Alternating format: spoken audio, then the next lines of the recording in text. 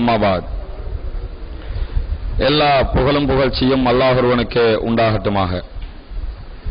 அவனுடைய அமைதியும் கருணையும் நபிகள் பெருமானார் ஸல்லல்லாஹு அலைஹி வஸல்லம் அவர்கள் மீதிலும் அவர்கள் காட்டிய வழிப்படி மாத்திரம் வாழக்கூடிய அனைவர்கள் மீதிலும் உண்டாகட்டுமாக. பேரன்புமிக்க எல்லாம் வல்ல அல்லாஹ்வினுடைய நல்லடியார்களே, முஸ்லிம் தனியார் சட்டத்தை ஜிஎஸ்டி பிளஸ் வரிச்சலுகையை பெற்றுக் கொள்வதற்காக மாற்றுவதற்கு முனைகிற இலங்கை அரசை கண்டித்து நடத்தப்பட இருக்கிற மாபெரும் பேரணி மற்றும் ஆர்ப்பாட்டம் தொடர்பான செய்திகளை தற்போது பகிர்ந்து கொண்டிருக்கிறோம். இந்த முக்கியமான சந்தர்ப்பத்திலே இந்த ஆர்ப்பாட்டம் தொடர்பாக, முஸ்லிம்களுடைய உரிமை தொடர்பாக நாம் ஏன் போராட வேண்டும் என்பது பற்றிய சில செய்திகளை நாம் புரிந்து கொள்ள வேண்டும். ஏனென்று சொன்னால், இன்றைக்கு நாம் வாழுகிற இலங்கை திருநாட்டை பொறுத்தவரையில் உலகம் முழுவதும் இருக்கிற அனைத்து நாடுகளிலும் சுமார் 50க்கும் மேற்பட்ட நாடுகள் இஸ்லாமிய நாடுகள் என்று அறியப்பட்ட நாடுகளாக காணப்படுகிறது. இது அல்லாத அனைத்து நாடுகளிலும் ஜனநாயக முறைமையிலான சட்டதிட்டங்களை கொண்ட நாட்டு நடைமுறைகள், சர்வதேச சட்டங்கள் என்று பலவிதமான சட்டங்களை கொண்டதாக அந்தந்த நாடுகள் அமைக்கப்பட்டிருக்கிறது. இப்படியான சூழ்நிலையில் ஆசியாவிலே அமையப்பட்டிருக்கிற இலங்கை திருநாட்டை பொறுத்தவரையில் இந்த நாடு இஸ்லாமிய நாடு கிடையாது. ஆனால் முஸ்லிம்கள் சிறுபான்மையாக வாழக்கூடிய நாடுகளில் மிக முக்கியமான ஒரு நாடாக இலங்கை காணப்படுகிறது. எந்த அளவுக்கு என்று சொன்னால், உலக மட்டத்திலே இருக்கக்கூடிய உலகத்தில் எந்தெந்த நாடுகளில் எல்லாம் முஸ்லிம்கள் சிறுபான்மையாக வாழ்கிறார்களோ அந்த நாடுகளில் எல்லாம் அமையப்பட்டிருக்கிற சட்டங்களோடு இலங்கையில் இருக்கிற சிறுபான்மை மக்களுக்கு கொடுக்கப்பட்டிருக்கிற உரிமைகள், சலுகைகள், மற்ற நாடுகளில் கொடுக்கப்பட்டிருக்கிற உரிமைகள், சலுகைகளை நீங்கள் ஒப்பிட்டு பார்த்தால், இலங்கையிலே உருவாக்கப்பட்ட அரசியல் சாசனத்தின் அடிப்படையில் ஆரம்ப காலம் முதலே சிறுபான்மை முஸ்லிம்களாகிய நமக்கு அரசியல் சட்டயாப்பிலேயே நிறைய உரிமைகளும் சலுகைகளும் வழங்கப்பட்டிருக்கிறது. இந்த உரிமைகளும் சலுகைகளும் நமக்கு வழங்கப்பட்டதை பொறுத்தவரையில இவங்க எல்லாம் பாவம், இவங்களுக்கு இதை கொடுத்துருவோம், இல்லைன்னா முஸ்லிம்கள் எல்லாம் அப்புறாணிகள், இவர்களுக்காக இந்த உரிமையை நாங்கள் கொடுத்து விடுவோம், முஸ்லிம்கள் எல்லாம் இப்படிப்பட்டவர்கள் என்றெல்லாம் ஏதோ ஒரு பரிதாபத்தின் காரணமாக, பச்சாத்தாபத்தின் காரணமாக நமக்கு இந்த உரிமைகள், சலுகைகள் எல்லாம் கிடைத்தது என்று நாம் நம்பக்கூடாது. ஏன் நம்பக்கூடாது தெரியுமா? இன்றைக்கு நாம் அனுபவிக்கிற எந்த உரிமைகளாக இருந்தாலும், எந்த சலுகைகளாக இருந்தாலும், இதை ஆரம்பத்தில் பெரும்போதும் படாத பாடுபட்டு பெரும் போராட்டத்திற்கு பிறகுதான் பெற்றுக் கொண்டிருக்கிறோம். நமக்கு தந்தார்களே, அது ஆங்கிலேய அரசாக இருந்தாலும் அதன் பின்னால் வந்த அரசுகளாக இருந்தாலும், இந்த உரிமைகளை எல்லாம் தரும்போது இவங்க பாவம் என்றதுக்காக தரல, தர வேண்டிய நிர்பந்தம் அவர்களுக்கு உண்டாகியது. ஏன் உண்டாயிச்சு தெரியுமா? அந்த அளவுக்கு இந்த நாட்டினுடைய வளர்ச்சிக்காக நாம் பாடுபட்டிருக்கிறோம், இந்த நாட்டினுடைய சுதந்திரத்திற்காக கஷ்டப்பட்டிருக்கிறோம். இந்த நாட்டில் பெரும்பான்மை சமுதாயம், சிறுபான்மை சமுதாயம் என்று அனைத்து தரப்பு மக்களும் நிம்மதியாக வாழ வேண்டும் என்பதற்காக ஒல்லாந்தர், ஆங்கிலேயர் என்று இந்த நாட்டை யாரெல்லாம் ஆட்சி செய்தார்களோ, இந்த நாட்டை யாரெல்லாம் ஆக்கிரமித்தார்களோ அவர்களுக்கு எதிராக கடுமையான முறையில் இந்த நாட்டுக்காக இந்த முஸ்லிம் சமுதாயம் போராடி இருக்கிறது. இப்படி போராடி இந்த நாட்டுக்காக உழைத்த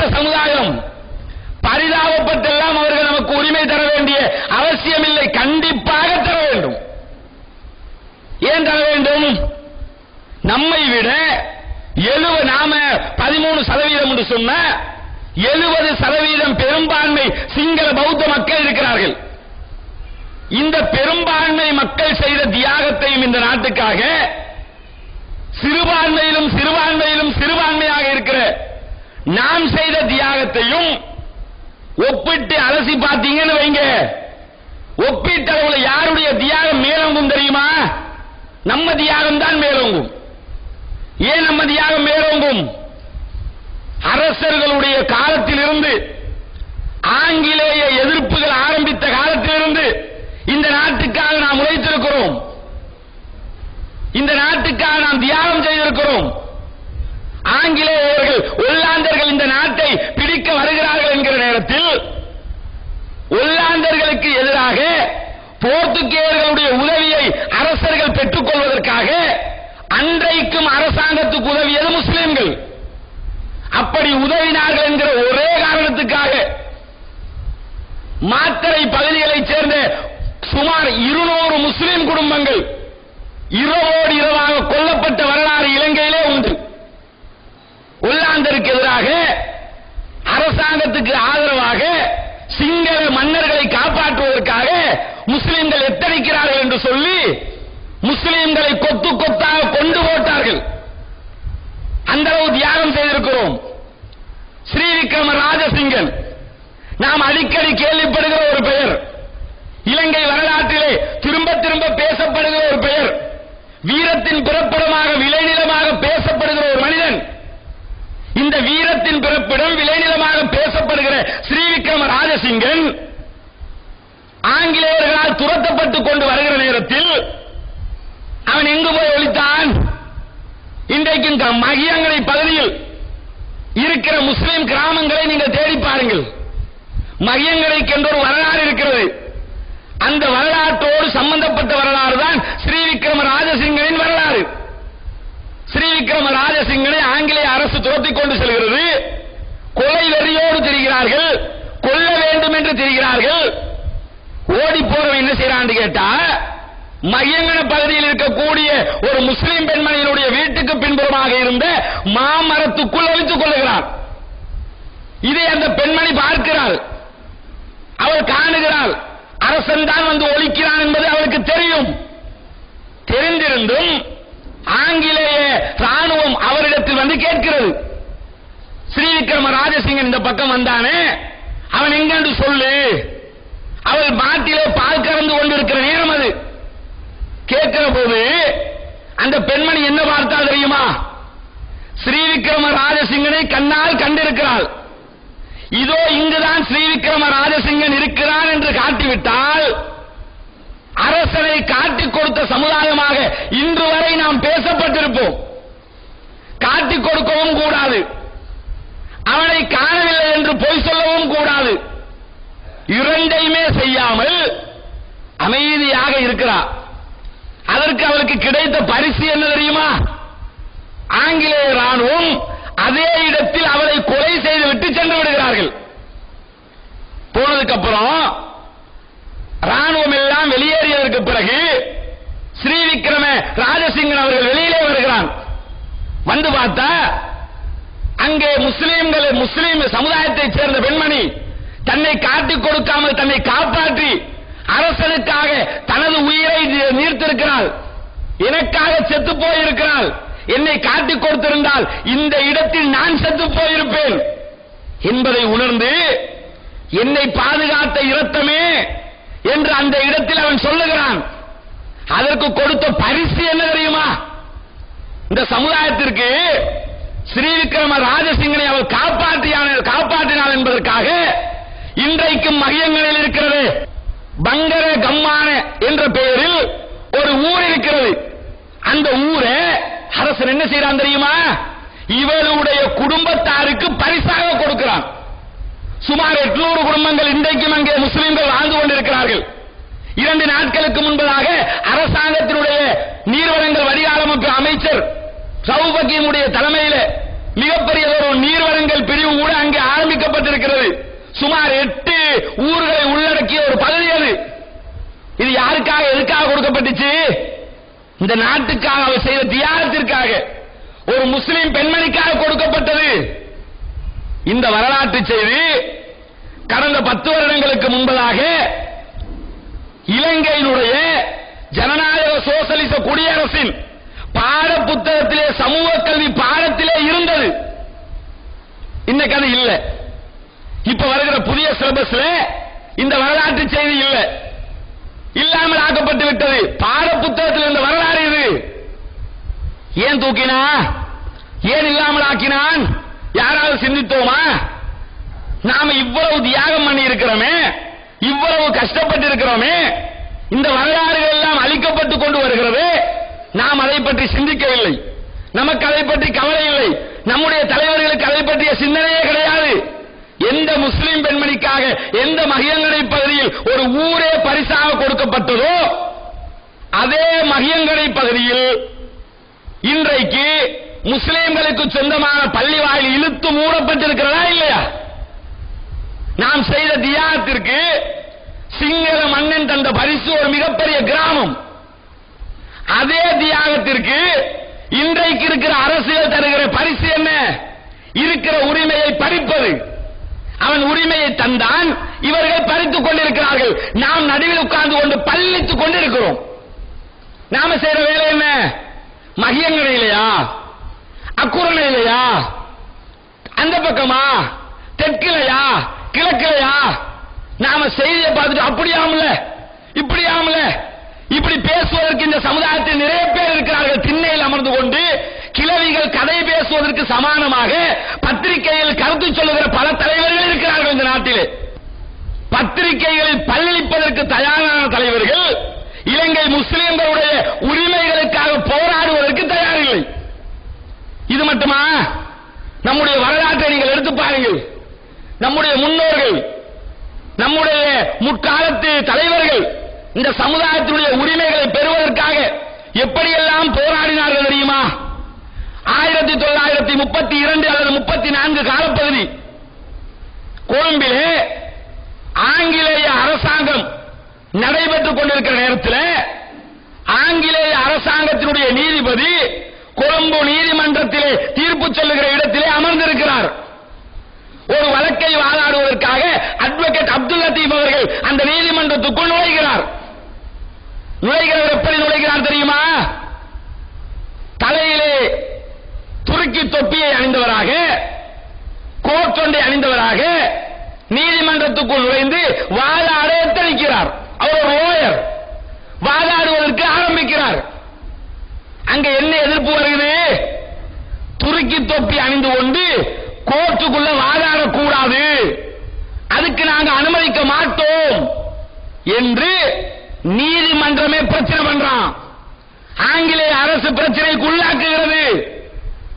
அவர் என்ன சொல்றாரு?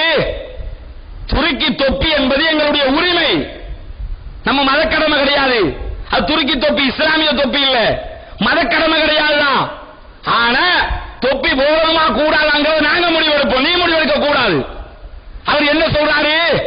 இது எங்களுடைய உரிமை, நாங்கள் விட்டுக் கொடுக்க மாட்டோம், துருக்கி தொப்பிக்காக போராடுவோம். நேர வந்து அறிஞர் அப்துல் அசீஸை சந்திக்கிறார், சித்திலப்பையை சந்திக்கிறார், அக்கால தலைவர்களை எல்லாம் சந்திக்கிறார்.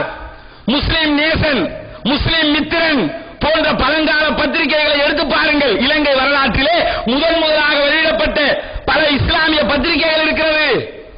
அந்த பத்திரிகைகளை எல்லாம் அந்த காலத்திலேயே சித்திலப்பை போன்றவர்கள் இலங்கையிலே முஸ்லிம்களுக்காக தினசரி பத்திரிகைகளை நடத்தினார்கள்.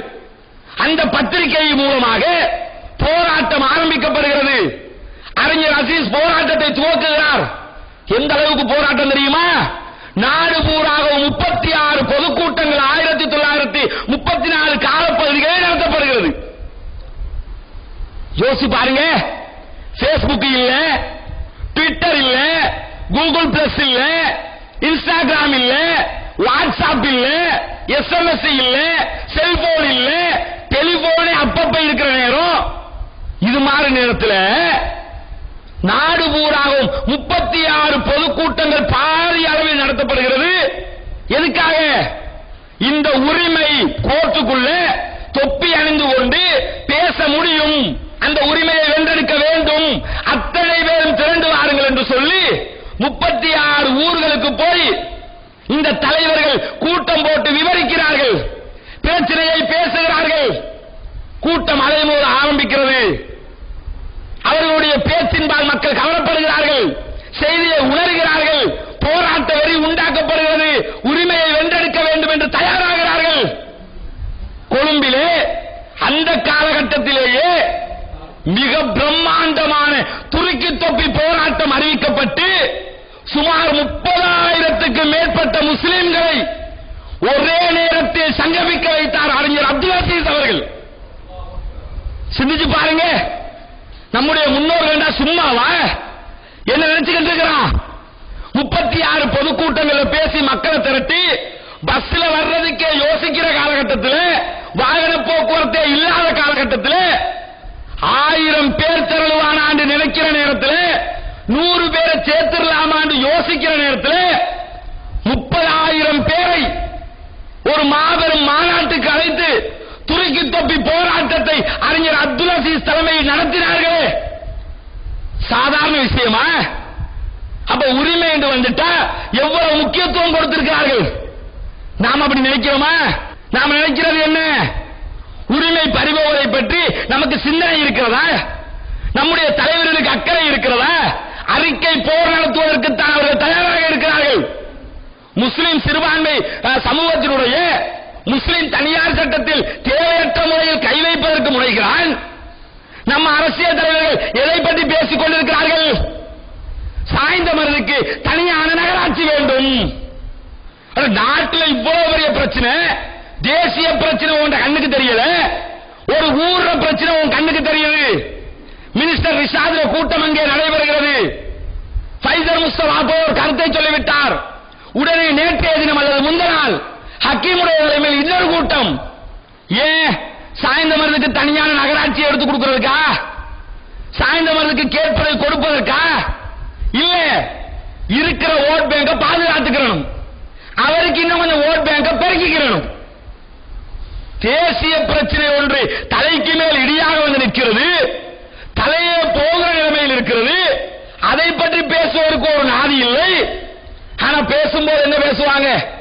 அறிஞர் அசீஸ், அறிஞர் சித்திலப்பை, டிபி ஜாயா, டாக்டர் கலீல் என்று இருக்கிற முன்னோர்களுடைய பெயரை எல்லாம் சொல்லி, நாங்கெல்லாம் அப்படிப்பட்டவங்க, அமைச்சர் அஷ்ரஃபுடைய வழியில் வந்தவர்கள்.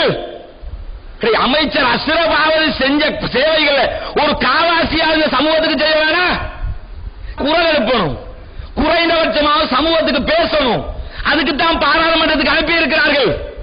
அதை விடுத்துவிட்டு ஜனாசாக்களை போல் தூங்கிக் கொண்டிருந்தால் அவர்கள் இந்த சமுதாயம் எப்படி சமுதாய தலைவர்களாக அங்கீகரிக்கும்? சிந்திச்சு பாருங்க. அப்ப நன்றாக மனதில் வைத்துக் கொள்ளுங்கள், நாம் பெற்ற எந்த உரிமையாக இருந்தாலும் கடந்த கால நம்முடைய முன்னோர்கள் அதற்காக பொருட்களை தியாகம் செய்தார்கள், சொத்துக்களை தியாகம் செய்தார்கள், உடைமைகளை தியாகம் செய்தார்கள், உயிரையே தியாகம் செய்தார்கள். இவ்வளவு தியாகங்கள் செய்துதான் துருக்கி தொப்பி போராட்டம் வெடித்தது. அத்தோட முடிக்கல, இங்க இருந்து பிரித்தானியாவுக்கு கிளம்பி போய் அந்த காலகட்டத்திலேயே பிரித்தானியா அரசோட பேச்சுவார்த்தை நடத்தி உரிமையை வென்றெடுத்து வந்தார் அறிஞர் அப்துல் அசீஸ் அவர்கள்.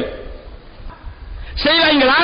அப்ப நாம் இந்த போராட்டத்தினுடைய முக்கியத்தை, போராட்டத்தினுடைய பெருமதியை, போராட வேண்டும் என்ற அந்த உத்வேகத்தை உளப்பூர்வமாக முதலாவதாக நாம் உணர்ந்து கொள்ள வேண்டும். அது மட்டும் இல்லைங்க, இந்த நாட்டில் நாம் பெற்றுக்கொண்ட உரிமைகளுக்காக பல தியாகங்களை செய்திருக்கிறோம். குறிப்பாக இந்த முஸ்லிம் தனியார் சட்டத்தை பெற்றுக் கொள்வதற்காக எப்படியெல்லாம் கஷ்டப்பட்டு இந்த முஸ்லிம் தனியார் சட்டம் பெறப்பட்டது தெரியுமா? அதற்கும் ஒரு வரலாறு இருக்கிறது. முஸ்லிம் தனியார் சட்டத்தை தூக்கி கொண்டு வந்து சும்மா தந்துடல, அல்லது மத்த உரிமைகளை தூக்கி கொண்டு வந்து நம்ம கையில சும்மா தந்துட்டு போனானா? அப்படி தந்துட்டு போகல. எந்த அளவுக்கு கஷ்டப்பட்டார்கள்? சிங்கள மன்னர்களுடனான தொடர்பு மூலமாக வியாபாரத்தில் முஸ்லிம்கள் கோலோச்சிய காலகட்டத்தில் ஷரியத்தை அமுல்படுத்த வேண்டும். இஸ்லாமிய இந்த சிறுபான்மை மக்களுக்கு மத்தியிலே திருமணம், விவாகரத்து, சொத்து பங்கீடு, வக்ஃப் சட்டம் போன்ற இந்த முஸ்லிம் தனியார் சட்டத்துடனான இந்த செய்திகளை அமுல்படுத்த வேண்டும் என்று சொல்லி அந்த காலகட்டத்திலே அபு ஹாசிம் செய்லானியன் அப்துல் ரஹ்மான் அபு ஹாசிம் செய்லானி என்கிற ஒருவர் இதற்காக குரல் கொடுக்கிறார். அவர் ஷரியத்தை அமல்படுத்தணும் என்று எத்தனிக்கிறார். அதற்காக தமிழ் மொழியில் கூட ஷரியத்து சட்டங்களை எழுதி வெளியிடுகிறார். இப்படி நடக்கிற நேரத்தில் இலங்கைக்கும் முஸ்லிம்களுக்கும் சேர்த்து இலங்கைக்கு சட்டயாப்பை உண்டாக்கணும், முஸ்லிம்களுக்கும் சட்டயாப்பை கொண்டு வரணும் என்று சொல்லி அந்த காலத்தில் இருந்த ஆங்கிலேய அரசு என்ன செய்ய, டச்சு கவர்னர் என்ன செய்யறாரு கேட்டா வில்லியம் பெல்க் என்பவர் அவர் என்ன செய்யறாருன்னு சொன்னா 1765 இருந்து 1785 காலப்பகுதி வரை கவர்னராக இருக்கிறார். அவர் இலங்கைக்குரிய அரசியல் சாசனம் ஒன்றை கொண்டு வருவதற்கு எத்தனைக்கிற அதே நேரம் முஸ்லிம்களுக்கான பிரைவேட் லோ ஒன்றையும் கொண்டு வரணும் என்று சொல்லி ஒரு முனைப்பு எடுக்கிறார். எப்பயுமே அந்த முனைப்பை இலங்கை முஸ்லிம்கள் ஆரம்பமாக புறக்கணிக்கிறார்கள். புறக்கணித்ததற்கு ஒரு காரணம் இருந்தது, உணராமல் புறக்கணிக்கவில்லை. அப்படி நம்முடைய முன்னோர்கள் புறக்கணித்திருக்க மாட்டார்கள். என சட்ட விஷயத்தில் ரொம்ப தெளிவாக இருந்தவர்கள். ஏன்? ஆங்கிலேய அரசு அந்த ஒரு காரணம் தான். டச்சு கவர்மெண்ட் நாங்க ஏத்துக்கிற மாட்டோம், எங்களுக்கு உரிமை தர்றதுக்கு வர்றான், உரிமை தருவதற்கே நீ வந்தாலும் தர்றதா சொல்றவன் டச்சு கவர்மெண்ட்ங்கிறதுனால முஸ்லிம்கள் பின்வாங்குகிறார்கள். ஆனா அந்த கொஞ்சம் மனசாட்சி உள்ளவன் போல என்ன செய்யறான்னு கேட்டா, நீ பின்வாங்கினாலும் பரவாயில்லைன்னு சொல்லி முஸ்லிம்களுக்கு இந்த நாட்டில் புதிய சட்டத்தை உருவாக்குவதற்கு அவர்கள் பின்வாங்குகிற காரணத்தினால இந்தோனேசியாவையும் டச்சு கவர்மெண்ட் ஆளுகிற நேரம் அது. இந்தோனேசியாவில் இருந்த சட்டயாப்பை கொண்டு வந்து இந்தோனேசியாவில் முஸ்லிம்களுக்கு இருந்த தனிச்சட்டத்தை கொண்டு வந்து இலங்கையில் அப்ளை பண்றாரு. இலங்கையில் அதை சட்டமாக்குவதற்காக அந்த டச்சு கவர்னர் முனைகிறார், சட்டமாக்கப்படுகிறது. இது ஆரம்பமாக ஒரு துளி வேரூன்றிய காலம் அது. இலங்கை முஸ்லிம்களுக்கு என்று ஒரு சட்டம் வேண்டும் என்று யோசித்த காலம் அது. அதன் பின்னால் வந்து ஒல்லாந்தர் என்ன செய்யறாங்க கேட்டா, அதே சட்டத்தை முகம்மதியர் சட்டயாப்பு அல்லது இலங்கை சோழர்களுடைய சட்டயாப்பு என்று சொல்லி ரெண்டு பேர்களை கொண்டு அழைக்க ஆரம்பித்தார்கள். முகம்மதியர் சட்டயாப்பு இல்லைன்னு சொன்னா இலங்கை சோழர்கள் சட்டயாப்பு அப்படின்னு சொல்லி அழைக்க ஆரம்பிக்கிறாங்க. அதுக்கு பிறகு என்ன ஆகுது, இவர் இந்த சட்டயாப்பை கொண்டு வந்ததற்கு பிறகு 1806 உயர் நீதிமன்ற நீதியரசராக இருக்கிற அலெக்சாண்டர் ஜோன்ஸ்டன் என்கிற கவர்னர்ட்ட அவர் கவர்னர்ட்ட முன்வைச்ச கோரிக்கை காரணமாக தனியார் சட்டம் தொடர்பான சில திருத்தங்களோடு சட்டக்கோவை அமலுக்கு வருகிறது. எப்ப அமலுக்கு வருது? 1806 ஒரு விதமான முஸ்லிம் தனியார் சட்டம் என்று சொல்லி ஒரு விதமான சட்டக்கோவை அமலுக்கு கொண்டு வர்றாங்க. கொண்டு வர்றது யாரு? ஆங்கிலேயருடைய ஆட்சி காலத்திலேயே உரிமையை பறிச்சு முஸ்லிம்களுக்கு எதிராக மிக கொடூரமாக செயல்பட்டவனை என்ன செய்யறான்னு கேட்டா, இவர்களுக்கு இப்படி ஒன்று கொடுப்போம் சொல்லி கொடுக்கிறான். அதற்காக முஸ்லிம் தலைவர்கள் போராடினார்கள், பெற்றுக் கொள்ளப்படுகிறது. காலப்போக்கு கேட்டா தனியார் சட்டத்தை முஸ்லிம்கள் அமல்படுத்தும் போது பூரண அதிகாரத்தோடு அமல்படுத்த வேண்டும் என்று சொன்ன ஒரு பிரேரணையை என்ன அப்துல் காதர் என்றவர் கொண்டு வர்றாரு. கொண்டு வந்ததுக்கு பிறகு 1928 எம்டி அக்பர் தலைமையில் நடந்த ஒரு சட்டயாப்பு திருத்த மசோதாவில் முஸ்லிம்களுக்கான திருமண விவாகரத்து சட்டம், அதே மாதிரி இந்த சட்டங்கள் பதியப்பட வேண்டும் என்கிற அந்த சட்டம் எல்லாம் அமலுக்கு வருகிறது. இது எப்ப வருது? 1928 காலப்பகுதிகளில் படிப்படியாக வளர்ந்து முஸ்லிம்களுக்கு இப்படியான ஒரு சந்தர்ப்பம் இந்த முஸ்லிம் தனியார் சட்டத்திலே கிடைக்கிறது. அது மட்டுமா, அத்தோட முடிஞ்சு போச்சா? அதுக்கு பிறகு என்ன ஆகுதுன்னு கேட்டா 1939 இந்த சட்டமும் சில மாற்றங்களை கொண்டு வரணும் என்று சொல்லி பதிவாளர் நாயகத்தின் தலைமையில் கீழ் அமைக்கப்பட்ட ஒரு குழு 1951 13ஆம் இலக்க புதிய சட்ட திருத்தம் ஒன்று அறிமுகம் செய்யறாங்க. இந்த அறிமுகம் செய்கிற குழுவுல எம்டி அக்பர் இருக்கிறாரு, டிபி ஜாயா இருக்கிறாரு, ஷம்சுதீன் என்கிறவர் இருக்கிறாரு. இவர்கள் எல்லாம் கொண்ட குழுதான் இந்த சட்டத்தை அமலுக்கு கொண்டு வருகிறது. 1954 நடைமுறைக்கு வந்த இந்த சட்டம் தான் இன்று வரைக்கும் நம்ம நாட்டில் முஸ்லிம் தனியார் சட்டமாக நடைமுறைப்படுத்தப்பட்டுக் கொண்டிருக்கிறது. இந்த சட்டத்தை தான் இன்னைக்கு ஜிஎஸ்பி பிளஸ் வரி சலுகையை பெற்றுக் கொள்வதற்காக நாங்கள் மாற்றப் போகிறோம் என்று அரசாங்கம் பேசிக் கொண்டிருக்கிறது. இந்த சட்டத்தில் என்ன செஞ்சாங்கன்னு கேட்டா, அப்பப்ப சில திருத்தங்களை கொண்டு வந்தாங்க. திருத்தம் கொண்டு வரணும் என்று தானே நாமளே பேசுறோம். சில திருத்தம் தேவைதான். அந்த திருத்தத்தை ஜிஎஸ்பி பிளஸ்க்காக நீ செய்யக்கூடாது. அதை நாங்க எழுதிக்கிறோம். என்ன திருத்தம் எப்ப கொண்டு வந்தாங்க? முஸ்லிம் விவாகரத்து சட்டத்தில் 1954 32ஆம் இலக்க திருத்த சட்டம், 1955ஆம் ஆண்டு 22ஆம் இலக்க திருத்த சட்டம், 1965ஆம் ஆண்டுல 1ஆம் இலக்க திருத்த சட்டம், அதே ஆண்டுல 11ஆம் இலக்க திருத்த சட்டம், 1969ஆம் ஆண்டுல 37ஆம் இலக்க திருத்த சட்டம், 1975ஆம் ஆண்டுல 41ஆம் இலக்க திருத்த சட்டம், 2005ல ஒரு சிறு திருத்தம். அப்பப்ப சின்ன சின்ன திருத்தங்களோட இந்த முஸ்லிம் தனியார் சட்டம் எப்ப தொகுக்கப்பட்டு கரெக்டாக அமலுக்கு வந்ததோ அந்த 1954 காலப்பகுதியில் இருந்து இன்று வரைக்கும் நமக்கு கிடைத்துக் கொண்டிருக்கிறது. இதுல இடையில 1962ல ஒரு பிரச்சனை வந்தது. என்ன பிரச்சனை வந்துச்சு தெரியுமா? ஒரு குடும்ப பஞ்சாயத்து. என்ன குடும்ப பஞ்சாயத்து? ஜெயினுல் ஆபிதீன் சரீனா உம்மாட பிரச்சனை. யாரு ஜெயினுல் ஆபிதீன் சரீனா உம்மா? அவர் ஃபேமிலி. அவங்க 2 பேரும் குடும்ப பிரச்சனைய கோர்ட்டுக்கு கொண்டு போயிட்டாங்க. கொண்டு போனா இந்த ஜெயினுல் ஆபிதீன் சார்பாக பொன்னம்பலம் ராமநாதன் நீதிமன்றத்திலே ஆஜராகிறார். இந்த இடத்தில் நன்றாக இன்னொன்றை புரிந்து கொள்ளுங்கள்.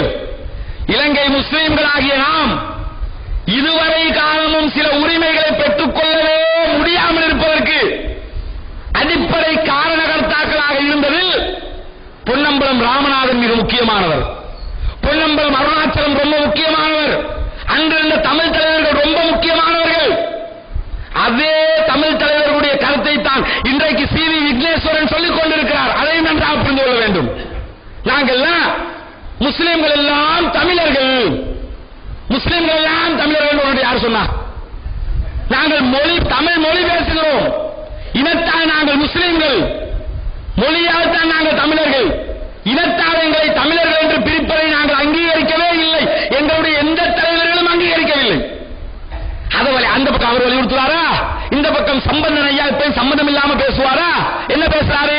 வடகிழக்கு இணைக்கப்பட வேண்டும் என்கிறாரா? இதை எதுக்கு செய்ய வர்றாங்கன்னு கேட்டா எல்லாம் ஒரு சூழ்ச்சி. இந்த ஜிஎஸ்பி பிளஸ் ஒரு சூழ்ச்சி, வடகிழக்கு இணைப்பு ஒரு சூழ்ச்சி, எல்லாத்தையும் ஒரு கோர்வையில கொண்டு வர்றாங்க. நேற்றைய தினம் ஒரு அமைச்சர் பேசுகிறார். சம்பந்தன் இருக்கிற நேரத்திலேயே நாம் அரசியல் சாசனத்தை ஒரு முடிவுக்கு கொண்டு வந்து திருத்த சட்டமூலத்தை சமர்ப்பித்து ஒரு முடிவுக்கு கொண்டு வந்து விட வேண்டும். தமிழ் மக்களுடைய உரிமைக்கு முக்கியத்துவம் வழங்கப்படுகிறது. யுத்தத்துக்கு பிறகு யுத்தத்தால் அவங்க பாதிக்கப்பட்டாங்கன்னு சொல்லி தமிழ் மக்களுக்கு முக்கியத்துவமா? நாங்க யுத்தத்தில் பாதிக்கப்படல பாருங்க. நாங்க அயனுடைய சேட்டை போட்டுக்கிட்டு அந்த டைம்ல டிவியில கிரிக்கெட் பார்த்துக்கிட்டு இருந்தோம் யுத்தம் நடக்கிற நேரத்தில். அதனால இப்ப முஸ்லிம்களுடைய உரிமையை பறிக்கணும், அவர்களுக்கு கொடுக்கணுமா? நம்மளத்தை பறிக்கணும். ஏன் பறிக்கணும்? அவர்கள் பாதிக்கப்பட்டார்கள், அதை மறுப்பதற்கில்லை. அந்த பாதிப்பு கேட்டு சாப்பிட்ட பருப்பு. நீங்களே உருவாக்கி கொண்ட தமிழீழ விடுதலை புலிகள் இயக்கத்தினால் தான் பெரும்பான்மை பாதிக்கப்பட்டீர்கள். அந்த இயக்கம் சகோதர இனம் என்று நீங்கள் இன்றைக்கு பேசுகிற முஸ்லிம்களை கொன்று குவித்தார்கள். இந்த புறநர்வ மாவட்டத்தில் தம்பாலைக்கு பக்கத்தில் இருக்கிற ஒரு ஊரு பள்ளித்தோப்பு இடமோன்னு சொல்லி 240 முஸ்லிம்களை ஒரே ஒரு இரவுல கொன்று குவித்தார்கள். வடக்கிலிருந்து பல லட்சக்கணக்கான முஸ்லிம்களை வெளியேற்றினார்கள். இன்னைக்கு என்னன்னா வடக்கிலிருந்து இன சுத்திகரிப்பு என்று பேசாதீர்கள். எந்த பகுதியாக நாம பாதிக்கப்படல? எல்டிடியால பாதிக்கப்பட்டோம், மற்ற இனக்குழுக்களால் பாதிக்கப்பட்டோம். இன்று வரைக்கும் தமிழ் மக்களுடைய தலைவர்களால் பாதிக்கப்பட்டுக் கொண்டிருக்கிறோம், ஏமாற்றப்பட்டுக் கொண்டிருக்கிறோம். இந்த பக்கம் அரசியல் தலைவர்களால் ஏமாற்றப்பட்டுக் கொண்டிருக்கிறோம். எல்லாருக்கும் என்னன்னு கேட்டா வடக்கை சமாதானம் செய்ய வேண்டும். முஸ்லிம்கள் எக்கேடு கெட்டு போனாலும் பரவாயில்லை, நாமளும் அதை பத்தி கேர் பண்ற ஆக்கள் கிடையாது. முஸ்லீம் எக்கேடு கெட்டு போனாலும் பிரச்சனை இல்லை. இந்த சமுதாயத்தில் இருக்கிறவங்க அத்தனை பேரும் காசுக்கு மாரடிப்பவர்கள். அதனால் இவர்களை பற்றி நாம சேவ் பண்ணிடலாம். ஒரு உதாரணத்துக்கு சொல்லுகிறேன். அண்மையில இந்த மஹிந்த ராஜபக்ச அலுத்கம பிரச்சனை தொடர்பாக மனம் திறந்து பேசியிருந்தார். அலுத்கம பிரச்சனையில ஞானசார தேவர் பேசிய உரைக்கு எதிராக அவரை உடனடியாக அரெஸ்ட் பண்ணணும் சொல்லி அமைச்சரவை கூட்டத்தில் முஸ்லீம் அமைச்சர்கள் கோரிக்கை வச்சாங்களாம். ரிஷாத் பதியுதீன் போன்றவர்கள் கோரிக்கை வச்சாங்களாம். சம்பிக்க ரணவக்க தான் அவரை அரெஸ்ட் பண்ணினா நான் உங்க ஆட்சியை விட்டு பிரிஞ்சு போயிடுவேன் சொல்லி என்னை மிரட்டினார். அதனாலதான் எனக்கு ஞானசாரை கைது பண்ண முடியாம போச்சு அப்படின்னு சொல்லி அவர் ஒரு செய்தியை சொல்லுகிறார். இதுல இன்னொரு பக்கம் இருக்கிறது. என்ன பக்கம் தெரியுமா? ஞானசாரையை கைது பண்ணினா நான் ஆட்சியை விட்டு வெளியேறுவேன் என்று ஒருவன் சொல்லுகிறான். அவனை கைது பண்ணாவிட்டால் நாங்கள் 18 பேர் வெளியே சொல்லுவோம் என்று சொல்வதற்கு நம்முடைய சமுதாயத்தில் ஒருவனுக்கு துப்பு இல்லாமல் போய்விட்டது. செஞ்சு பாருங்க. எத்தனை 24 பள்ளிகள் உடைக்கப்பட்டது, பள்ளித்துக் கொண்டிருந்தோம். தம்பிள்ளை பள்ளி வாயிலுக்கு பிரச்சனை வந்தது, பள்ளித்துக் கொண்டிருந்தோம். மையங்களை பள்ளி வாயிலை இழுத்து மூடினார்கள், யோசித்துக் கொண்டிருந்தோம். கொழும்பிலே பல பள்ளி வாயில்களுக்கு பிரச்சனை வந்தது, காணாமல் இருந்தோம். அதே நேரத்தில் கிரேண்ட் பாஸ் பள்ளி வாயில் இழுத்து மூடப்பட்டது, ஏமாற்றப்பட்டது. அந்த நேரத்திலும் இந்த சமுதாயம் பார்த்துக் கொண்டு பார்வையாளர்களாக நின்றார்கள். நபிகள் நாயகம் ஸல்லல்லாஹு அலைஹி வஸல்லம் அவர்கள் சொல்கிறார்கள், ஒரு காலம் வரும் உங்களை நோக்கி படைபடையாக திரண்டு உங்களை நோக்கி அழிப்பதற்காக எதிரிகள் படையெடுப்பார்கள். அந்த நேரத்திலே எப்படி காலம் இருக்கும் என்று சொன்னால் சஹாபாக்கள் கேட்கிறார்கள், அல்லாஹ்வின் தூதரவர்களே, அந்த நேரத்தில் நாங்கள் கொஞ்சம் பேர் தான் இருப்போமா? உரிமையை பறிப்பான், உங்களை அழிக்க வருவான், அடிக்க வருவான், உங்களை கொல்வதற்கு வருவான், உங்களுடைய சொத்துக்களை பறிக்க வருவான். இப்படி வர்ற நேரத்தில் நாங்கள் கொஞ்சம் பேர் தான் இருப்போமா? இப்ப இருக்கிற மாதிரி மதீனாவுல கொஞ்சம், மக்காவுல கொஞ்சம், பஹ்ரைன்ல கொஞ்சம், யமன்ல கொஞ்சம், இப்படித்தான் இருப்போமா? இல்லை, நீங்கள் அதிகமான மக்கள் இருப்பீர்கள், வெள்ளத்திலே அடித்து செல்கிற நுரைகள் அளவுக்கு இருப்பீர்கள். இன்னைக்கு இருக்கிறோமா இல்லையா? 120 கோடிக்கு மேற்பட்ட முஸ்லிம்கள் இந்த உலகத்திலே இருக்கிறார்கள். ரசூலுல்லாஹ் சொல்லுகிறார்கள், உங்களுடைய உள்ளங்களிலே வகன் இருக்கும். மல்வகன் யா ரசூலுல்லாஹ், வகன் என்றால் என்ன நபிகள் நாயகமே? சஹாபாக்கள் கேட்கிறார்கள். ரசூலுல்லாஹ் சொல்லுகிறார்கள், கராஹத்துல் மௌத், மரணத்தை வெறுப்பீர்கள். வ ஹுப்பு துன்யா, உலகத்தை ஆசை வைப்பீர்கள். வாழணும், 50 வருஷம் வாழணும், 60 வருஷம் வாழணும், 80 வருஷம் வாழணும், 100 வருஷம் வாழணும், 150 வருஷம் வாழணும், ஆசை வைப்பீர்கள். எனக்கு வீடு வேண்டும், கார் வேண்டும், மோட்டார் பைக் வேண்டும், பங்களா வேண்டும், அது வேண்டும், இது வேண்டும், ஆசை வைப்பீர்கள். ஹுப்பு துன்யா, உலகத்தை ஆசை வைப்பீர்கள். வ கராஹத்துல் மௌத், மரணத்தை வெறுப்பீர்கள். அது உங்க உள்ளத்துக்குள்ள வந்துடும். வகனுண்டா அதுதான். நாளைக்கு செத்துருவோமோ, நாளைக்கு செத்துருவோமோ, எதையாவது பேசிட்டா மினிஸ்டர் பதவியில இருந்து தூக்கி விட்டுருவாங்களோ, அடிச்சு போட்டுருவாங்களோ, விரட்டி விட்டுருவாங்களோ, வாயை திறந்தா பிரச்சனை ஆயிருமோ, இப்படி பயந்து பயந்து பயந்து எத்தனை உரிமைகளை இழந்து விட்டோம். ஒரு தனி மனிதனுக்கு இருக்கிற தைரியம் ஒரு சமுதாயத்திற்கு இல்லாமல் போய்விடுகிறது. சில சந்தர்ப்பங்களில் ஒரு ஆள் வந்தார், உங்களுக்கு எல்லாம் தெரியும். கொழும்பிலே ஒரு பாடசாலையிலே படிக்கிற தன்னுடைய மகன் 1ஆம் ஆண்டுக்கு ஸ்கூலுக்கு போய் சேர்க்கிறார். ராகுல வித்தியாலயம் சேர்க்கிற நேரத்தில் அங்க ஒரு 300 இஸ்லாமிய பிள்ளைகள் படிக்கிறார்களாம். தந்த பிள்ளையும் அனுப்புறாரு. முதல் நாள் பிள்ளை ஸ்கூலுக்கு போயிட்டு வந்துட்டான். கேட்கிறாரு, மகனே இன்னைக்கு ஸ்கூல்ல என்ன ராஜா நடந்துச்சு? இப்படி இப்படி நடந்துச்சு வாப்பா. போய் முடிய டீச்சர் வந்து காலையில வந்து கும்பிட சொன்னாங்க, நான் கும்பிட்டு வந்துட்டேன். தாப்பனார் சொல்லிக் கொடுக்கிறார், காலில் விழுந்து கும்பிடக்கூடாது, அது தவறு, செய்யக்கூடாது, ஹராம். இஸ்லாம் அண்மையாக கண்டிக்கிறது. அது இணை வைப்பு ராஜா, அதை செஞ்சிடாத, யார காலையும் விடக்கூடாது. தௌஹீத புகுத்துறாரு. ஒரே ஒரு நாள் ஒரே ஒரு சந்தர்ப்பம் சொல்லிக் கொடுக்கிறார். அடுத்த நாள் பாடசாலைக்கு மாணவன் செல்கிறான், காலில் விழுந்து கும்பிட சொல்றாங்க, மறுக்கிறான். டீச்சர் அடிக்கிறாள், துன்புறுத்துகிறாள், பாடசாலைக்கு வர வேண்டாம் என்று தடுக்கிறாள். தகப்பனார் இதை கேட்டு தாங்கிக் கொள்ள முடியாமல் அருகிலே இருக்கிற அக்பர் பள்ளிவாசலுக்கு செல்லுகிறார். அங்க போய் என் பிள்ளைக்கு இப்படி அநியாயம் செய்யறாங்க, பள்ளிவாசலால ஏதாவது பாருங்க, காலில் விழுந்து கும்பிட சொல்றான், அதை செய்ய முடியுமா? அவர்கள் போயிட்டு வாங்க ராஜான்னு அனுப்பி வச்சிருக்காங்க. ஏன் எல்லாருக்கும் காலில் விழுந்து கும்பிடுறது பெரிய விஷயமா? நம்ம மக்கள் மல்வெட்டியை தூக்கிக்கிட்டே போய் கும்பிட்டு வர்றாங்க. நடக்குதா இல்லையா? அசாத் சாடுற மகள் கேட்டாளா இல்லையா? மல்வெட்டியை தூக்கிட்டு போய் கும்பிட்டு வந்துட்டு யார்கிட்ட போய் கேட்டா? சிலைகிட்ட போய் கேட்டு வந்துட்டு நாங்கள் மதம் மாறி விட்டோமா, இல்லாட்டி நீங்க இதுக்கு போறோம் இஸ்லாத்துக்குள்ள இருக்கிறீங்க நினைச்சிட்டு இருக்கிறீங்களோ? களிமா சொல்லி இஸ்லாத்துக்கு வான்னு சொன்னமா இல்லையா? அப்படி இருக்கிற நேரத்தில் 1ஆம் ஆண்டு சிறுவன் நான் காலில் வந்து கும்பிட மாட்டேன்னு மறுக்கிறான். தகப்பனார் அரசியல் பிரமுகர்களை சந்திக்கிறார், வேற வேற இயக்கங்களை சந்திக்கிறார். என்ன செய்யுங்க, ஸ்கூல்ல ஃபுல்ல படிக்கணும்னா கொஞ்சம் பொறுத்து போங்கிறாரு.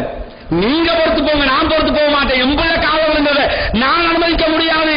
அது அல்லாஹ்வுக்கு இணை வைப்பு என்பதில் கராராக இருக்கிறான் தகப்பன். இறுதியாக எந்தேரமுள்ள கிளை, நம்முடைய ஜமாத்துடைய எந்தேரமுள்ள கிளையை சந்திக்கிறாங்க. அவர்களூடாக ஜமாத்திற்கு அந்த பிரச்சனை கொண்டு வரப்படுகிறது. மனித உரிமைகள் கழகத்திலே நாம் கம்ப்ளைண்ட் செய்கிறோம். பிரச்சனை பூதாரமாக்கப்படுகிறது, விசாரிக்கப்படுகிறது. அந்த ஆசிரியை கண்டிக்கப்படுகிறாள். இறுதியில் என்ன நடந்தது? அனைத்து பாடசாலைகளுக்கும் சுற்றுணர்வு நிறுவனத்தை அரசு அனுப்பியது. எந்த பிள்ளையும் காலில் வந்து வணங்க வைக்க கூடாது. இஸ்லாம தடுக்குது, நீ அதை செய்ய வைக்க கூடாது. அது அவர்களுடைய உரிமை. ஒரு தனி மனிதன் தந்த பிள்ளைக்காக, இந்த மார்க்கத்திற்காக, மார்க்கத்தை நிலைநாட்ட வேண்டும் என்பதற்காக ஒரு தனி மனிதனாக போராடி அதற்கு இந்த ஜமாத் ஒத்துழைப்பு கொடுக்கிறது.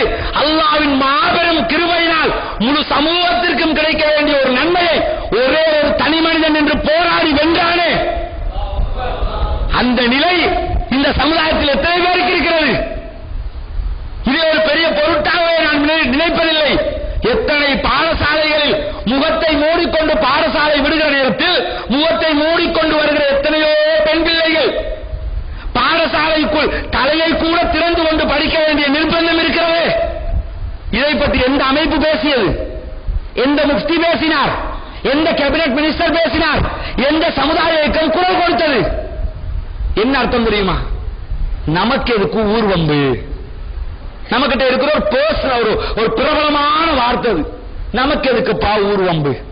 சரி, அதை அவங்க பாத்துக்கிடுவாங்க, இதை இவங்க பாத்துக்கிடுவாங்க, அதை அவங்க பாத்துக்கிடுவாங்க. நாம பேப்பரை பாக்குறது, ஒருத்தர் பெரிய அறிக்கை கொடுத்துருப்பாரு, சாதிச்சிருவாங்க போல, கிழிச்சிருவாங்க, சாதிச்சிருவாங்க போலவான். என்ன சாதிச்சு கிழிச்சிருவாங்க? தர்கா டவுனிலே முஸ்லிம்கள் கொல்லப்பட்டார்கள். அந்த நேரத்திலே இந்த தலைமைகள் எல்லாம் என்ன செய்வது? பெண்களே வீட்டுக்குள் நுழைந்து கொள்ளுங்கள், தாழ்பாலிட்டுக் கொள்ளுங்கள், கதவை லாக் செய்து கொள்ளுங்கள், வெளியிலே யாரும் இருக்கிறார்களா என்று உன்னிப்பாக பார்த்துக் கொள்ளுங்கள். யூகேல இருந்து அறிக்கை முஃப்திட. அப்ப அவர் யூகேல அன்றைக்கு முஃப்தியினுடைய பேச்சை கேட்டு அந்த தர்கா டவுன் வேறுவரை அலுத்கவை பகுதி முஸ்லிம் பெண்கள், முஸ்லிம் ஆண்கள் வீட்டுக்குள் கதவை மூடிக்கொண்டு இருந்திருந்தால் 2 பேர் செத்திருப்பார்களா? 20,000 பேர் செத்திருப்பார்களா? சிந்திச்சு பாருங்க. புத்திசாலித்தனமாக நடந்து கொண்டார்கள். தாக்குவதற்கு வரும்போது உயிரை காப்பாற்றிக் கொள்வதற்காக ஓடி தப்பினார்கள். மூடிக்கிட்டு இருந்த அடிச்ச பெட்ரோல் பம்ப்ஸ் எல்லாத்தையும் எரிஞ்ச வீடுகளோடு சேர்த்து அத்தனை பிள்ளைகளும் செத்திருப்பார்கள், அத்தனை பெண்மணிகளும் செத்திருப்பார்கள், அத்தனை ஆண்களும் கொல்லப்பட்டிருப்பார்கள். 86 லட்சத்துக்கு மேல் அந்த மக்களுக்காக நாம் அப்போது உதவி செய்தோம், கணக்கு வழக்கு காட்டினோம். வெள்ள பாதிப்பு, இலங்கையின் ராணுவத்தை விட வேகமாக இந்த ஜமாத்து தான் களமிறங்கியது. சுமார் 2,60,00,000 நாம் நிவாரணம் செய்திருக்கிறோம். எவன் செஞ்சா? வந்த காசை இன்னும் பிரிச்சுக்க முடியாம கண்டுபிடிச்சுட்டு இருக்காங்க. அப்ப என்ன யோசிக்கணும்? இந்த நாட்டிலே நடைபெற்ற என்ன பிரச்சனை நடந்தாலும் அந்த பிரச்சனையில் முழு முதல் ஆட்களாக நிற்பவர்கள் இந்த ஜமாத்தை சேர்ந்தவர்கள். இன்னசென்ஸ் ஆஃப் முஸ்லிம் திரைப்படம் எடுக்கப்பட்டது. நபிகள் நாயகத்தை கேவலப்படுத்தினார்கள், நபிகள் நாயகத்தை காமம் பிடித்தவராக சித்தரித்தார்கள். அமெரிக்காவுக்கு எதிராக ஆயிரக்கணக்கான மக்களை திரட்டி கொழும்பை குலுங்க வைத்தது தௌஹீத் ஜமாத். அதற்கும் சில கிண்டல் பேச்சுக்கள், கேலி பேச்சுக்கள், நக்கல் நையாண்டிகள். அதுக்கு பிறகு வெள்ளையும் சொல்லையுமா 4 பேர் வந்து ஆர்ப்பாட்டம் இது ஆர்ப்பாட்டம் எடுக்க நிற்கிறாங்க. பாத்தீங்களா? அதற்கு பிறகு என்ன? தம்பிள்ளை பள்ளிவாயல் உடைக்கப்பட்டது. என்ன நடந்தது? நாங்கள் பார்த்து விட்டோம், எல்லாம் சரியாகிவிடும். 5 வருஷமா சொல்லிக்கிட்டு இருக்கிறாங்க, எல்லாம் சரியாயிரும் சரியாயிரும் சரி, இன்னும் சரியாயிரும். பொறுமையா இருங்க, நாங்க பாத்துக்கிறோம். என்ன பாத்தீங்க? போட்டோ எடுத்து திரும்ப திரும்ப பாத்துக்கிட்டு இருப்பீங்க. தம்புள்ள பள்ளிவாசல் நல்லா இருக்குன்னு பாத்துக்கிறோம் பாத்துக்கிறோம். தம்புள்ள பள்ளிவாசல் உடைக்கப்பட்டது. கொழும்பிலே மாபெரும் ஆர்ப்பாட்டத்தை நடத்தி முஸ்லிம்களுடைய கண்டனத்தை சர்வதேசத்துக்கு பதிவு செய்தது இந்த ஜமாத்.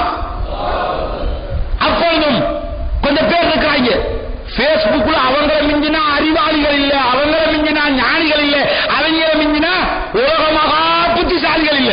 ஜிஎஸ்பி பிளஸ் கொண்டு வர்றான், அதுக்காக தாண்டா இதை செய்யறான்னு சொன்னா அவனுக்கு ஜிஎஸ்பி என்னன்னு தெரியாது. இதை தெளிவுபடுத்தி இதுதான்டா ஜிஎஸ்பி பிளஸ், இதுக்கு எதிராக நாங்க ஆர்ப்பாட்டம் நடத்த போறோம், இன்னென்ன காரணங்களால் இதை செய்யப்படலாம்னு சொன்ன போஸ்ட் போட்டு முடிய 2 பேர் கமெண்ட் அடிக்க முஸ்லிம்களுக்கு தேவையில்லாத வேலை. அப்ப தேவையான வேலை என்ன என்று ஒரு பட்டியலை தாங்க, நாங்கள் அதை பரிசீலிக்கிறோம். இந்த உரிமையை நாம் சாதாரணமாக பெறவில்லை, போராடி பெற்றிருக்கிறோம். இந்த உரிமைக்கான நம்முடைய முன்னோர்கள் பலவித தியாகங்களை செய்திருக்கிறார்கள்.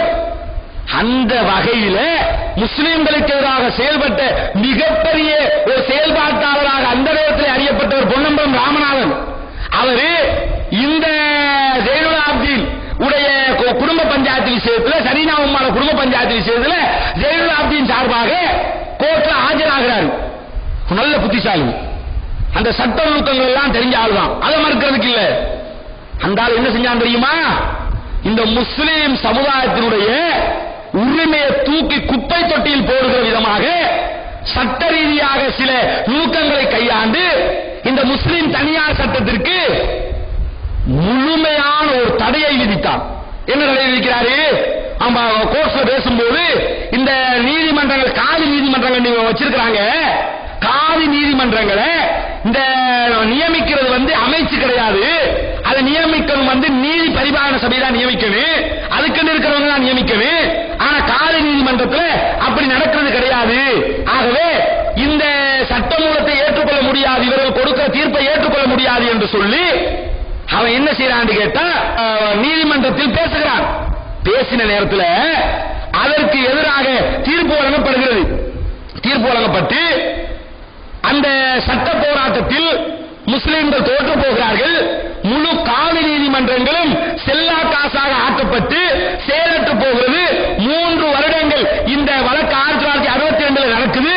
3 வருடங்கள் காதி சபையே இயங்கவில்லை, அதிகாரம் இல்லாம போயிடுச்சு. போட்டு உடைச்சிட்டாரு. எப்படி உடைக்கிறாரு? உள்நாட்டு அலுவலர்கள் அமைச்சராகதான் இவங்க காதிகள் நியமிக்கப்படுகிறார்கள். ஆனா உண்மையிலேயே நீதித்துறையாக இவங்க நியமிக்கப்படணும். ஆகவே இது தப்பு, காதியார்களுக்கு அதிகாரம் இல்லை என்று பாயிண்ட் போட்டு உடைச்சதோட அதிகாரம் இல்லை என்று தீர்ப்பு கொடுத்துட்டாங்க. 3 வருஷம் காதி சபைகள் இயங்கவில்லை. இந்த தடை ஒன்று ஏற்கனவே வந்தது. அந்த நேரத்தில் இந்த சமுதாயத்தைச் சேர்ந்தவர்கள் சட்ட போராட்டம் நடத்தினார்கள். 1965 ஆண்டு 1ஆம் இலக்க திருத்த சட்டத்தை நடைமுறைப்படுத்தி இலங்கையிலே பாராளுமன்றத்திலே சட்டத்தை நிறைவேற்றுகிறார்கள். நிறைவேற்றி இந்த நாட்டுக்கு தேவையான காதி நீதிமன்றங்களுக்குரிய சட்ட அதிகாரத்தை மீண்டும் பெறுகிறார்கள். போராடினாங்க, பாராளுமன்றத்தில் சட்டம் கொண்டு வந்தாங்க, நியமிச்சாங்க. அதுக்கு ஒரு குழு போராடியது. போராடி என்ன செஞ்சாங்கன்னு கேட்டா இந்த நியமனத்தை பெற்று காதி நீதிமன்றங்களுக்கு பவர் பெற்றுக் கொண்டார்கள். இன்றைக்கு நாடு பூராவும் சுமார் 65 காதி நீதிமன்றங்கள் செயல்பட்டுக் கொண்டிருக்கிறது. அதுல நிறைய பிழை இருக்குது, தவறுகள் இருக்குது. அது நாங்களே ஒத்துக்கொண்டுதான் இருக்கோம். முஸ்லிம் சமுதாயத்தில் அத்தனை பேர் ஒத்துக்கொண்டிருக்கிறார்கள், திருத்தப்பட வேண்டும். ஆனா திருத்த அதிகாரம் அவனுக்கு கிடையாது. அது அவன் கை வைக்க கூடாது. தொப்பி போடணுமா வேணாமாங்கிறது நாங்க முடிவெடுப்போம். முகத்திரி அணியணுமா வேணாமாங்கிறது நாங்க முடிவெடுப்போம். ஐடி காட்டுக்கு தொப்பி போட்டுக்கிட்டு போட்டோ பிடிக்கணுமா வேணாமாங்கிறது நாங்க முடிவெடுப்போம். எங்க பெண்கள் எப்படி வாழணும்ன்றது நாங்க முடிவெடுப்போம். அதுக்குள்ள மூக்க நுழைக்கிறதுக்கு உனக்கு அதிகாரம் கிடையாது. அப்ப என்ன நினைக்கணும் கேட்டா நபிகள் நாயகம் ஸல்லல்லாஹு அலைஹி வஸல்லம் அவர்கள் சொல்கிறார்கள், மன் குத்தில தூன மாலிஹி ஃபஹுவ ஷஹீத். எவன் தன்னுடைய சொத்துக்காக கொல்லப்படுகிறானோ அவன் ஷஹீது. இஸ்லாத்தின் அடிப்படை என்ன? உங்க சொத்தை பறிக்க வர்றான், அதுக்காக போராடுறீங்க, உங்க சொத்துக்காக நீங்க கொல்லப்படுறீங்க, அவன் ஷஹீத் என்ற அர்த்தம். உரிமைக்காக குரல் கொடுத்திருக்கிறான், அதற்காக போராடி இருக்கிறான், அதற்காக திட்டு வாங்கினான், ஏற்றுப்பட்டான், விமர்சிக்கப்பட்டான், கேவலமாக பேசப்பட்டான், அனைத்துக்கும் நன்மை இருக்கிறது. பார்ப்பாங்க இன்னைக்கு என்ன தேவைக்காக கூடியிருக்கிறோம்? இவ்வளவு பேர் வந்திருக்கிறோமே, இலங்கையின் பல பாகங்களிலிருந்து வந்தீர்களே, வேலை வெட்டி இல்லாமல் தான் இருக்கிறோம். எத்தனை சோழிகளை போட்டுவிட்டு வந்திருக்கிறீர்கள், எத்தனை வேலைகள் இருந்தும் அதை அத்தனை விட்டுவிட்டு வந்திருக்கிறோமே. ஏன் வந்திருக்கிறோம்? இன்றைக்கு இது நீக்கப்பட்டால், இன்றைக்கு இதிலே திருத்த சட்டம் என்று தவறான சட்டங்கள் உள்ளே நுழைக்கப்பட்டு விட்டால் இன்னும் எத்தனை வருடங்கள் பிடிக்கும் நாம் இதை மீண்டும் பெற்றுக் கொள்வதற்கு? இருக்கிற உரிமையை இழப்பது லேசு, புதிதாக ஒரு உரிமையை பெற்றுக் கொள்வது மிக மிக மிக மிக மிக மிக கடினம். என்ன புரிஞ்சுக்கிறேன்? புதிதாக ஒரு உரிமையை பெற்றுக் கொள்வது சாதாரண விஷயமா? லேசா செஞ்சிடலாமா? அதுவும் இந்த நேரத்தில் செஞ்சிடலாமா? ஆனால் கடந்த அரசு தெளிவாக முஸ்லிம்களை கருவறுத்தது. இந்த அரசு கண்ணுக்கு தெரியாத விதத்தில் கருவறுக்கிறது. இன்னுக்குள்ள நெருப்ப கொண்டு போகிறதே பார்த்துட்டு இருக்காங்க. ஆட்சி கஷ்டப்பட்டு வந்து நிற்கலாம், இதை கெடுத்துக்கிற கூடாதான். கெடுத்துக்காம வச்சா மட்டும் ரொம்ப சூப்பரா தானே இருக்குது. உங்களுக்கு எல்லா உரிமையும் தந்து வாங்க ராஜான்னு ரெட் கார்பெட் போட்டு தானே வரவழைச்சுக்கிட்டு இருக்கிறான். சரி, இவருடைய நடவடிக்கையை கவனித்து பாருங்க. நீங்கள் காஷ்மீரிலே முஸ்லிம்கள் கொல்லப்படுகிறார்கள், பேர் குண்டடிக்கப்படுகிறது. நரேந்திர மோடிக்கு போன்ல பேசுறாரு இலங்கையுடைய ஜனாதிபதி, ராணுவத்துக்கு எதுவும் பாதிப்பு வராம பாத்துக்கிறீங்க, உங்களோட என்னைக்கும் நாங்க இருக்கிறோம். யாருக்கு? அங்க முஸ்லிம்கள் கொட்டை கொட்டையாக கொல்லப்படுகிறார்கள், தூக்கி எறியப்படுகிறார்கள், பெல்லட் குண்டடிக்கப்படுகிறது. என்ன சொல்லனே?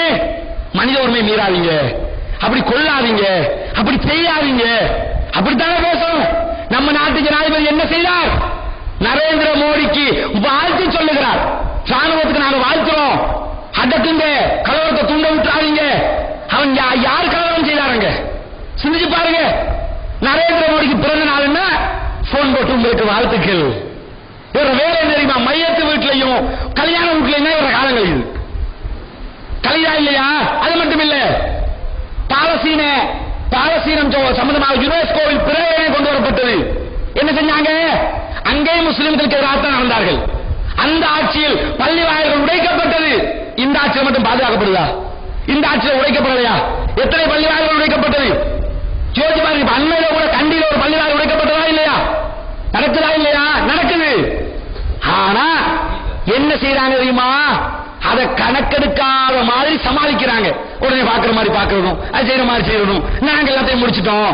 இந்த நுணுக்கத்தில் கொண்டு வரப்பட்டதுதான் இந்த முஸ்லிம் தனியார் சட்டத்தை நீக்க வேண்டும் என்கிற, முஸ்லிம் தனியார் சட்டத்தில் திருத்தம் கொண்டு வர வேண்டும் என்கிற இந்த யோசனை. இந்த யோசனையினால ஏற்பட போகிற விபரீதம் என்ன? முஸ்லிம்களுடைய உரிமையை மெதுமெதுவாக பறிக்க முனைகிறார்கள். நாம் சோர்ந்து விடக் கூடாது, சோரம் போய்விடக் கூடாது, கண்டும் காணாமல் இருந்துவிடக் கூடாது. இதற்காக நாம் களம் காண வேண்டும். உயிரைத்தான் தியாகம் செய்து நம்முடைய உரிமைகளை மீட்க வேண்டும் என்று வந்தாலும் அதற்காகவும் நாம் தயாராக வேண்டும். தயாராக முடியுமா? சிந்திச்சு பாருங்க. மூசா அலைஹிஸ்ஸலாம் அவர்கள் இந்த உலகிற்கு அனுப்பப்பட்டார்கள் 2 காரியங்களுக்காக. ஒன்று, இந்த இஸ்லாமிய மார்க்கத்தை, ஏகத்துவத்தை இந்த உலகத்திலே நிலைநிறுத்த வேண்டும் என்பதற்காக. இரண்டாவது என்ன தெரியுமா? அடக்குமுறை ஆட்சியாளனாக இருந்த ஃபிரௌனிடம் இருந்து, அவனுடைய இனத்தாரிடம் இருந்து இஸ்ரவேல் சமுதாயத்தை பாதுகாப்பதற்காக ஒரு கூட்டம் இருந்து கொண்டே இருக்க வேண்டும். நாம் மூசா நபியின் பரம்பரை. சிந்தித்துக் கொள்ளுங்கள். நாம் எல்லாம் யார்? மூசா நபியின் வழியில் வந்தவர்கள். அவர் எப்படி இஸ்ரவேல் சமுதாயத்திற்காக போராடினாரோ, அவர்களை விடுவிக்கும்படி ஃபிரௌனிடமே போய் வாதாடினாரோ, அவர்களுக்காக கஷ்டப்பட்டாரோ, அவர்களுக்காகவே வாழ்ந்தாரோ, அதே போன்று நம்முடைய பணியும் 2. ஒன்று, ஏகத்துவ பிரச்சாரத்தை இந்த இலங்கை மண்ணிலே அனைத்து பகுதிகளிலும் பிரச்சாரம் செய்வது.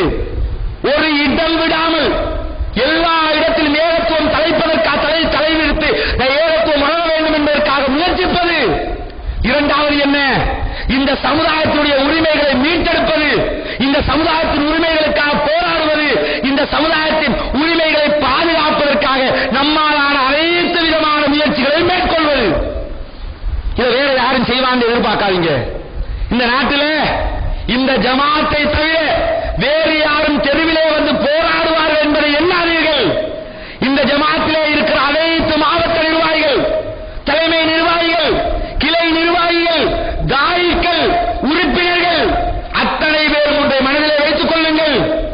நாம் ஒன்றும் ஏசி ரூமுக்குள் எக்ஸ்ட்ரா பேர் போட்டு அமர்ந்து கொண்டு கருத்து தெரிவிப்பவர்கள் அல்ல. நாம் யார்? பெட்டிக்கடையில் பிளேண்டியை குடித்துவிட்டு பிளாட்ஃபார்மில் படுத்துவிட்டு இந்த சமுதாயத்திற்காக போராடுவதற்கு தயாராக இருப்பவர்கள்.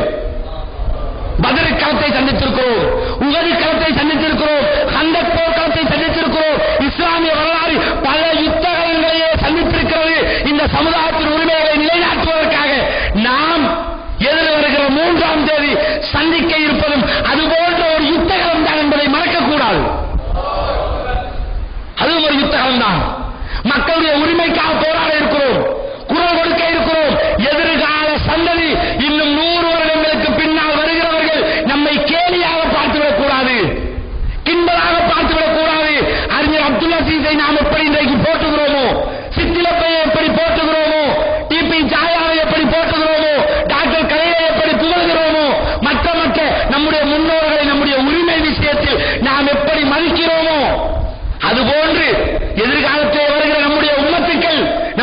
சமுதாயத்தைச் சேர்ந்தவர்கள். நம்மை மதிக்க வேண்டும் என்றால் நாம் என்ன செய்ய வேண்டும் தெரியுமா? இந்த உரிமைக்காக முழுவதுமாகவே நம்மை அர்ப்பணிக்க வேண்டும். இல்லாவிட்டால் இன்னும் 100 வருடங்களுக்கு பிறகு வருகிற ஒருவன் 2016ஆம் ஆண்டு இப்படி ஒரு பிரச்சனை கொண்டு வரப்பட்டது, இப்படிப்பட்ட இயக்கங்கள் எல்லாம் இருந்தார்கள், தௌஹீத் ஜமாத்தும் இருந்தது. என்ன பிரயோஜனம்? ஒருவரும் குரல் கொடுக்கவில்லையே, வீதிக்கு வரவில்லையே, போராடவில்லையே. இன்றைக்கு மியன்மார் மக்கள் படுகிற அவலத்தை இன்னும் 5 வருடங்களில், 10 வருடங்களில், 20 வருடங்களில், 50 வருடங்களில் இந்த சமுதாயத்தைச் சேர்ந்தவர்கள் பட்டுவிடக் கூடாது. அதிலே கண்ணும் கருத்துமாக இருந்து கொள்ளுங்கள். ஆகவே இந்த இன்னும் நமக்கு இருப்பது ஒரே ஒரு நாள் மட்டும்தான். இன்றைக்கு உங்களால் நீங்கள் போகிற வழியில் இருப்பீர்கள். நாளை ஒரு நாள் உங்களுக்கு இருக்கிறது. நாளை மறுநாள் நம்முடைய ஆர்ப்பாட்ட களம் இருக்கிறது. இந்த ஆர்ப்பாட்டத்துக்கு ஆயிரக்கணக்கான பெண்களை திரட்ட வேண்டும், ஆயிரக்கணக்கான ஆண்களை கொண்டு வர வேண்டும், சிறுவர்களை கொண்டு வர வேண்டும், மாணவர்களை அழைத்து வர வேண்டும். ஏன் தெரியுமா? இது இந்த சமுதாயத்தின் உயர் நாடி உரிமை. அதற்காக முயற்சி செய்ய வேண்டும். எப்படியெல்லாம் முயற்சி செய்ய வேண்டும்? நாளை ஒரு நாளை தியாகம் செய்யுங்கள். நாளை மறுநாள் ஆர்ப்பாட்ட களத்திற்கு மக்களை அழைத்து வருவதற்காக தியாகம் செய்யுங்கள். இன்றே ஆரம்பியுங்கள். ஊரில் உள்ள அனைத்து தெருக்களிலும் தெருமுனை பிரச்சாரத்தை செய்யுங்கள். தாயிதான் வர வேண்டும் என்பது அவசியம் அல்ல. இப்ப சொன்ன செய்திகள் உங்களுக்கு தெரியும். நாம் இந்த இது தொடர்பாக விளங்கப்படுத்திய, தெளிவுபடுத்திய முழுமையான கட்டுரையை இன்னும் ஒரு சில நிமிடங்களில் நம்முடைய இணையதளத்திலே வெளியிட்டு விடுவோம். 1க்கு 10 முறை அதையும் படித்துக் கொள்ளுங்கள். இந்த ஆர்ப்பாட்டம் என்பதை புரிந்து கொள்ளுங்கள். வீதி வீதியாக தெருமுனை பிரச்சாரங்களை செய்யுங்கள். வீதி வீதியாக மெகாபோன்களை கையில் எடுத்துக்கொண்டு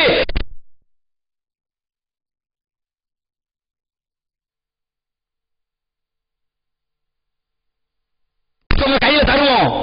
இன்னைக்கு வந்திருக்கிறவங்க கையில இது தொடர்பாக ஒரு தொகை நோட்டீஸ்கள் வழங்கப்படும். அதனுடைய எடிட்டிங் ஃபைலை நம்முடைய ஜமாத்தினுடைய இணையதளத்திலே வெளியிடுவோம். அதை எடுத்து உடனடியாக பிரிண்ட் பண்ணுங்க. ஆயிரக்கணக்கில் பிரிண்ட் செய்யுங்க. அந்த கட்டுரையை பிரிண்ட் எடுங்க. வீடு வீடாக கதவுகளை தட்டுங்கள். ஒவ்வொரு வீடு வீடாக போய் சொல்லுங்கள், நாங்கள் எங்களுடைய மாநாட்டுக்கு அழைக்கவில்லை, எங்களுடைய வேறு வேறு தேவைகளுக்காக அழைக்கவில்லை, நாங்கள் அரசியல் செய்யவில்லை, சமுதாயத்தின் உரிமைகளுக்காக கூப்பிடுகிறோம்.